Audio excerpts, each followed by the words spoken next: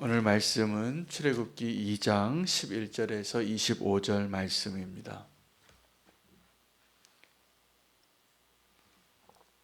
출애굽기 2장 11절에서 25절까지 말씀을 한 목소리로 함께 봉독하도록 하겠습니다.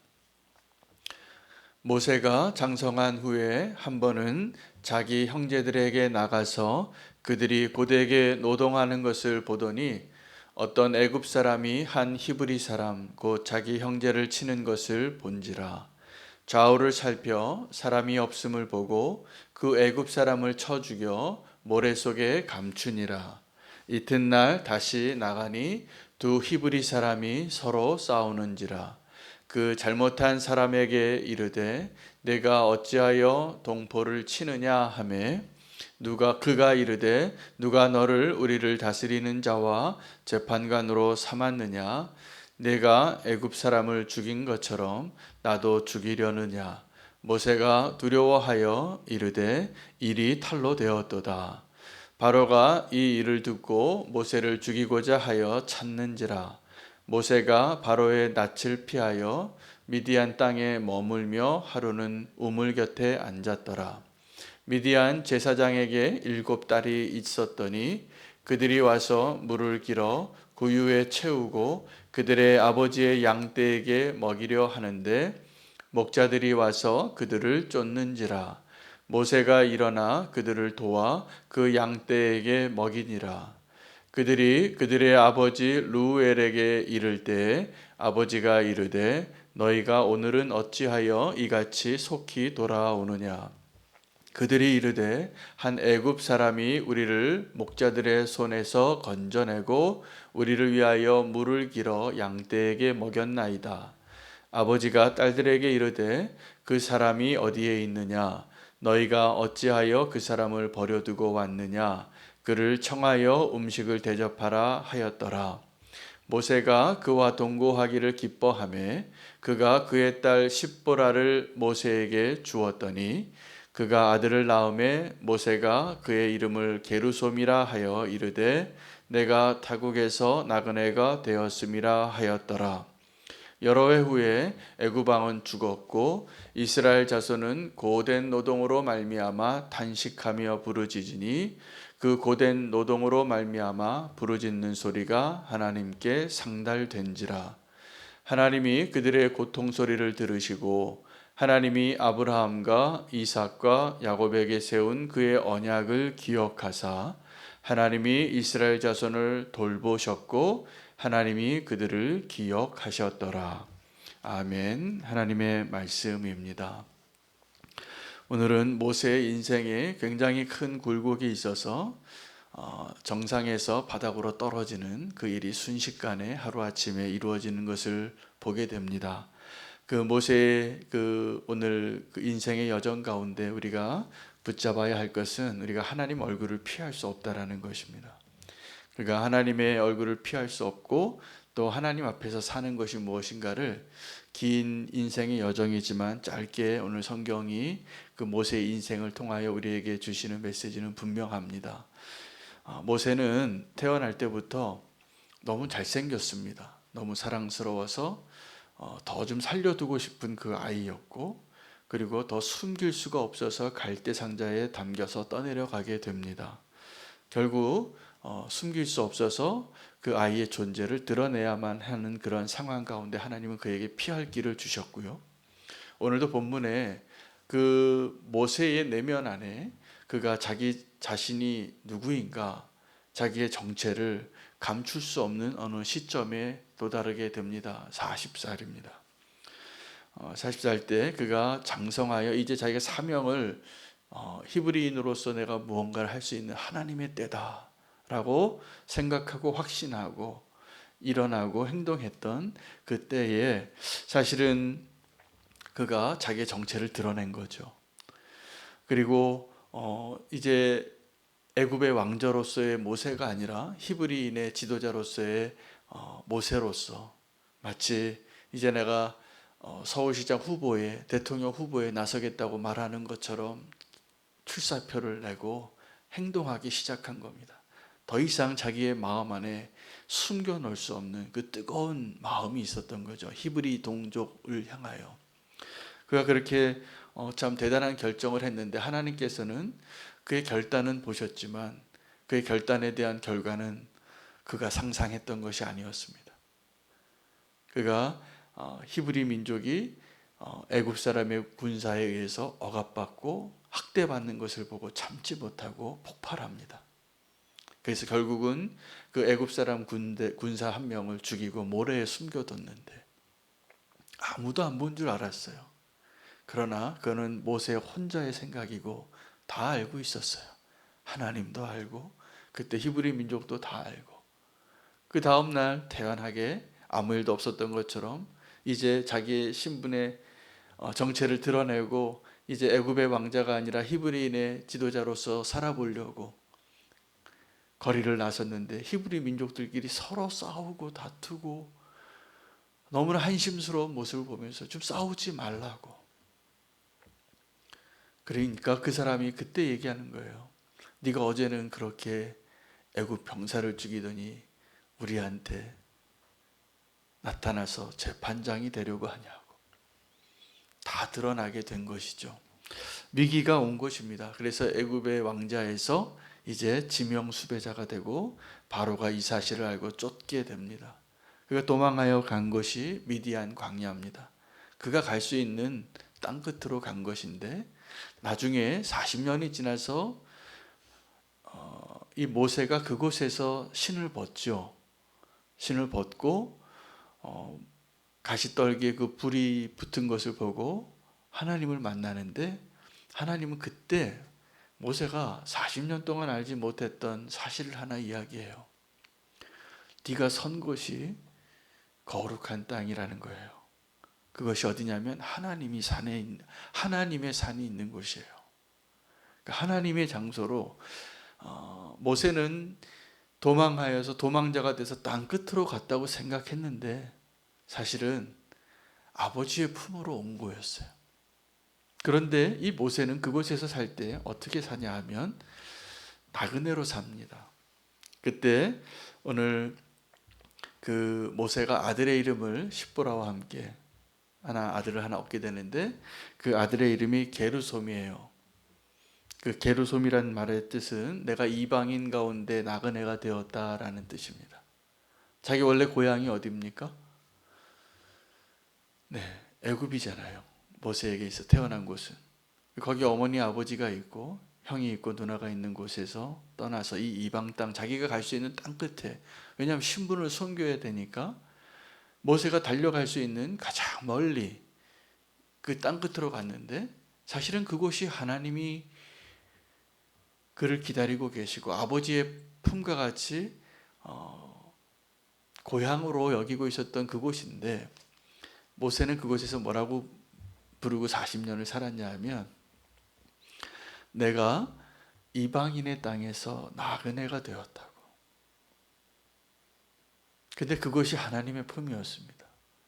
여러분, 우리는 내가 안전하다고 생각하고 내가 지금 세상의 중심이라고 생각하는 그곳이 어쩌면 하나님의 입장에서 가장 위험하고 위태롭고 변두리일 수 있고, 내가 그곳에서 도망하여 땅끝으로 갔는데 그곳이 하나님 품인 거예요. 모세의 인생을 보면 그곳에서 이방인 땅에서 나그네라고 생각했는데 사실은 그곳이 하나님이 모세를 오랫동안 기다리고 그곳에서 모세가 맨날 목동을 양을 치고 말도 잊어버릴 정도로 외롭고 얼마나 외로웠으면 게르솜이라고 했겠어요.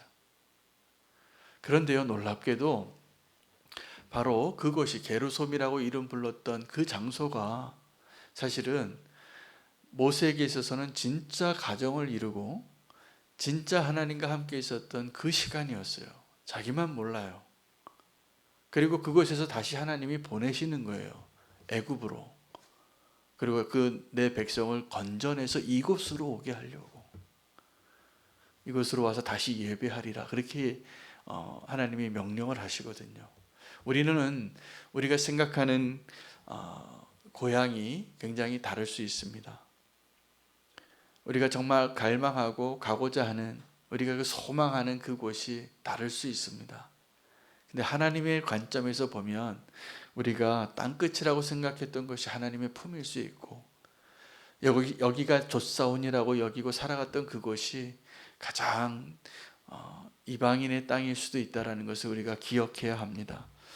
오늘 모세가 자기의 정체가 드러날 때 우리에게 주는 메시지가 하나 있습니다. 여러분, 사실 우리는 숨기고 싶은 무언가가 있잖아요. 부끄러운 것들. 네, 숨기고 싶은 과거가 다 있으세요. 굳이 말씀 안 하셔도 돼요. 왜요? 하나님은 다 아세요, 사실. 하나님 다 아세요. 우리가 숨기고 싶은 과거, 우리가 숨기고 싶은 부끄러움, 아픔, 눈물, 상처, 이런 거 하나님 다 아십니다. 그리고 그곳에서 하나님께서 내가 이미 다 알고 있다 라고 말씀하시는데 우리만 그걸 몰라요. 모세의 그 성품을 제가 오늘 발견하겠더라고요. 모세의 성품이 어떤 거냐 하면 정의감과 공의로운 자기의 사명감이 굉장히 탁월한 사람이에요. 하나님께서 모세를 사용하신 이유 중에 하나일 것 같아요. 부당한 일을 보고 참지 못하는 거예요. 약한 자를 보고 참지 못하는 거예요. 그래서 그 일에 간섭합니다. 간섭하지 않아도 되는데, 원래 모세가 그런 공의감과 정의감이 없다면 자기 신분이 드러날 리가 없어요. 그냥 에스더와 같이 그 평안하게 그 왕궁에서 자기가 히브리인이었을지라도 그냥 자기 하나 잘 살 수 있었을 사람인데, 그가 그 자기의 정체성을 숨기지 못해서 그것을 드러내게 됩니다. 그런데 여러분, 우리가 자신의 정체가 드러날 때와 자신이 행할 일이 드러날 때 우리의 결과가 달라지는 것입니다. 자기의 정체가 드러날 때 우리는 사명을 찾게 되고요. 내가 행한 일이 드러날 때 우리는 회개해야 돼요. 지금 모세는 자기의 정체를 찾고, 여러분, 많은 사람들이 자기가 행한 일을 숨겨놓기도 하고 내가 누구인지 몰라서 여전히 숨어 사는 사람이 있어요. 그것이 아무리 높은 곳에 있고 아무리 행복하고 아무리 많은 것을 소유하고 있어도 사실은 행복하지 않아요. 아직 숨어 있기 때문에. 하나님 앞에서 내가 누구인가를 발견하고, 그것이 하나님의 사명과 소명을 발견하고 이제 소명의 사람으로 살아가는 시작입니다. 내가 누구인가를 발견하는 것이죠. 내가 누구인가를 드러내는 것이죠. 모세는 두 가지가 다 드러났어요.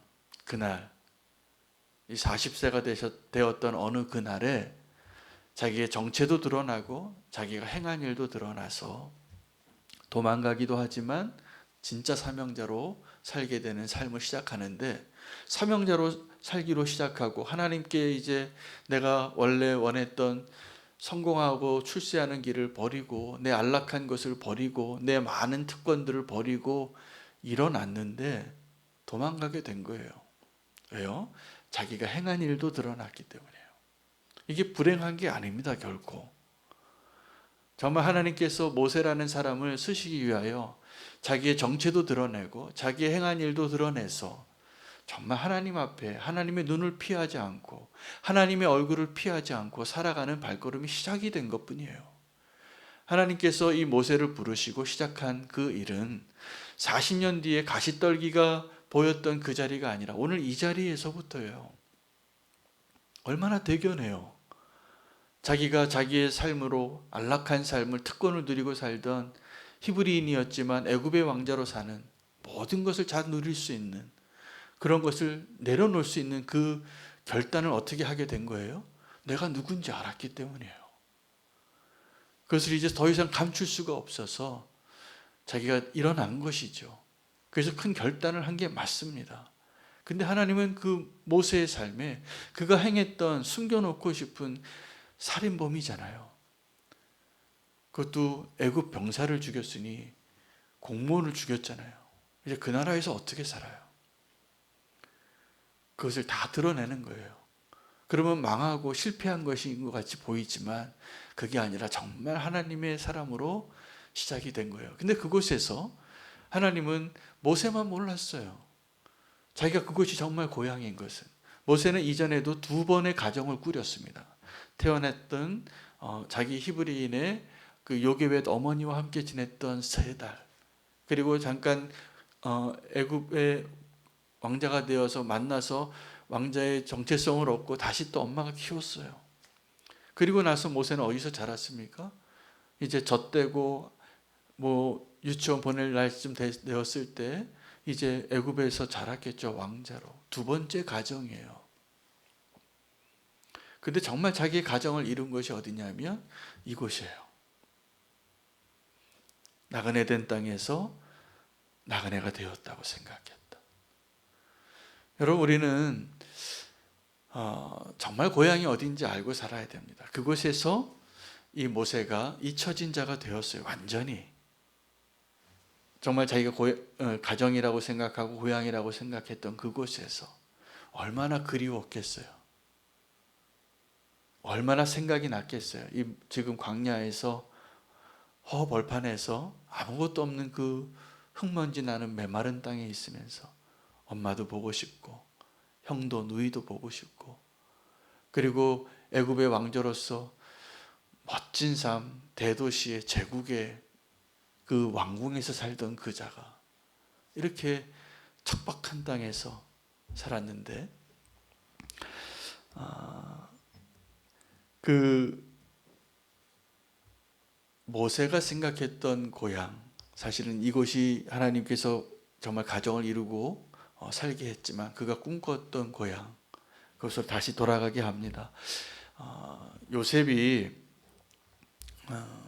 비슷한 경험을 했습니다. 모세와. 요셉이 총리가 돼서 먼저 애굽에 들어갔던 그 사람이 그곳에서 형들에게 버림을 받고 죽임을 당할 뻔하고 시위대장의 종이 되고 또 죄수가 됐다가 총리가 되잖아요. 총리가 돼서 2 아들을 얻습니다.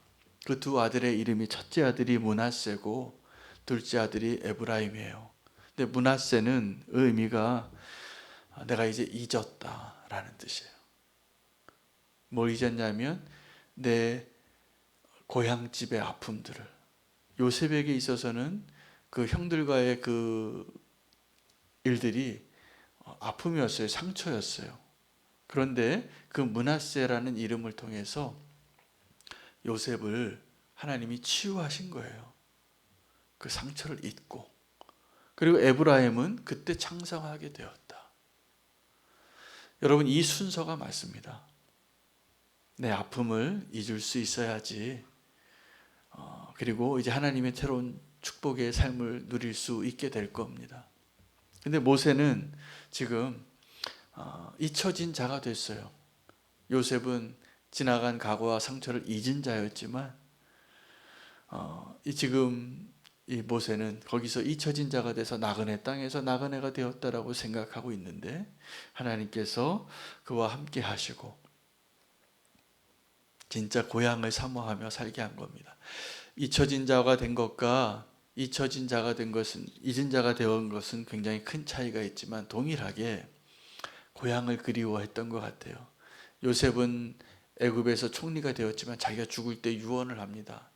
내 유고를 절대로 여기에 남겨두지 말고 430년 후에 하나님께서 너희를 인도할 때 꼭 내 뼈를 가지고 가라. 그곳에서 모든 것을 다 누렸지만 요셉은 여기가 내 고향이 아니다 라고 생각하고 살았던 사람이에요. 대단하죠. 그렇게 사시기 바랍니다. 모세는 여기서 나그네와 같이 살고 있었는데 그 고향을 기억하고, 난 여기서 나그네야, 난 잊혀진 자라고 살았지만 사실 그것이 하나님 품이었고 진짜 고향으로, 진짜 가정을 이루고 사는 하나님 축복을 주셨는데, 게르솜이라고. 그는 거기서 눈물을 흘리고 씹으면서 지냈던 것입니다. 여러분, 우리의 고향은, 성도는 이 땅에서 요셉과 같이 있던, 모세와 같이 있던 여기가 우리의 고향이 아닌 것을 꼭 기억하셔야 됩니다. 우리의 진짜 고향은 하나님 품이에요. 우리가 하나님에게서부터 왔기 때문에 하나님께로 돌아가는 그 소망, 이 땅에서의 삶을 하나님이 누구에게는 어떤 때는 어떤 사람에게는 다른 모습으로 다 허락하시지만 우리가 돌아가야 할 고향은 동일합니다. 주님이 계신 그곳이에요. 우리가 이 땅에서 다 죽으면 우리가 영원히 어디로 가고 우리가 부활의 옷을 입고 누구와 함께 살겠습니까? 우리를 보내신 그분께로 가는 겁니다. 이 땅에서의 우리의 삶이 나그네와 같을지라도 게르손과 같을지라도 그 고향을 우리가 기억하며 오늘을 살 수 있는 하루하루가 되시기를 축복합니다. 나그네의 삶을 나그네답게 사는 게 잘 사는 겁니다. 너무 연연하지 않으셔도 돼요. 그리고 정말 우리를 창조하시고 우리를 보내시고 우리가 원래 있었던 것, 아버지의 품으로 돌아가는, 그래서 그게 돌아가는 것이 맞습니다. 그래서 우리가 이 땅에서의 모든 나그네의 삶 가운데 사명을 발견하고 내가 누군지, 내가 했던 그 모든 일들 다 아시는 주님 앞에 내 정체와 내가 했던 일을 다 드러내고 하나님의 얼굴을 피하지 않고 나그네의 삶을 사시는 축복을 누리시기를 바랍니다. 모세의 인생이 그래서 다시 한번 쓰임 받습니다. 그 광야에서 다 잊혀진 자 된 것 같지만 하나님이 이제 하나님의 때가 됐을 때 오늘 본문에 23절부터 25절에 보면 하나님이 그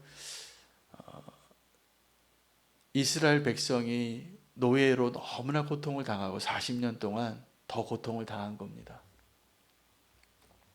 고통을 당해서 그의 부르짖음이 하늘에 올라갔어요. 그들의 기도가. 그래서 하나님께서 그들을 돌아보시는데 이제 기억하신다는 그 하나님의 말씀이 기록되어진 그 본문이 어떻게 기록이 되어졌냐면 제가 오늘 이 마지막 결론에 너무 소망이 되고 은혜가 됐습니다. 여러분, 우리가 하나님께 부르짖어서 하나님이 우리를 기억하시는 것 같은데 하나님이 먼저 반응하시고 기억하시는 내용은 언약입니다. 아브라함과 이삭과 야곱과 맺은 언약을 기억하시고 그것이 24절 말씀이에요. 그리고 25절 말씀에 하나님의 이스라엘 자손을 돌보셨고 하나님이 그들을 기억하셨더라. 여러분, 우리가 약속을 붙잡고 약속 안에 거하고 약속의 말씀대로 살아야 하는 이유가 여기에 있습니다. 하나님 우리의 기도를 들으시고 우리를 기억하시고 늘 우리를 보고 계시지만 우리가 하나님의 얼굴을 피하지 말고 살아야 될 이유도 여기에 있는데 하나님의 약속을 기억하는 겁니다. 우리도 하나님의 약속을 기억하고 살 때 하나님께서 우리의 삶을 인도하시고 이제 출애굽의 역사가 이제 쓰여지기 시작되기 시작합니다. 우리의 인생을 모세의 인생과 같이 아름답게 인도하시고 내가 어느 곳에 있든지 하나님이 기억하시고 그 모세의 인생을 통하여서 하나님 행하실 일을 기대하는 그 한 사람 되시기를 축복합니다. 우리에게는 다 동일한 그 사명이 있습니다. 모세의 인생과 같이 내가 누구인지 또 내가 한 일이 무엇인지를 하나님 앞에서 숨기려 하지 마시고 다 드러내고 있는 모습 그대로 하나님 앞에 서시면 하나님이 그 약속을 기억하시고 또 이 땅에서 우리의 모든 고통과 부르짖음을 기억하시고 반응해 주시고 응답해 주신 하나님을 만나게 될 것이라 믿습니다.